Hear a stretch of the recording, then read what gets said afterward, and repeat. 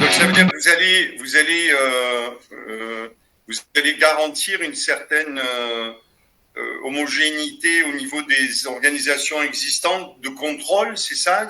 Oui. Il va y avoir un contrôle Oui. concernant... Alors des règles, pour avoir un contrôle, il faut des règles déjà. Donc on a mis en place une charte avec 22 articles.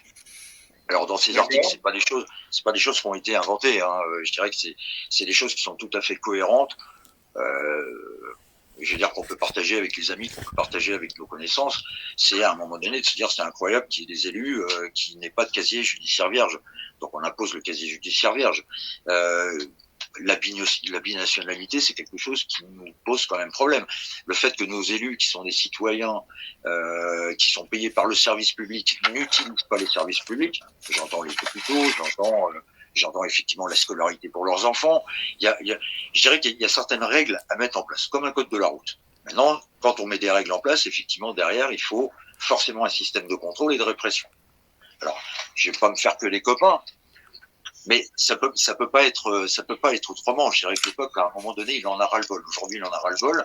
Si on n'a pas les moyens, effectivement, à un moment donné, de sanctionner les gens qui sont à la gouvernance, je veux dire, tout part à volo. Je veux dire, c'est voilà. Donc il y a besoin effectivement de mettre un système en place. Alors, ce système, il n'est pas compliqué. Pour nous, c'est un système de garant démocratique, c'est-à-dire que ça demande à faire des embauches. Pour nous, il est important, et ça va rejoindre un petit peu, je dirais, votre projet.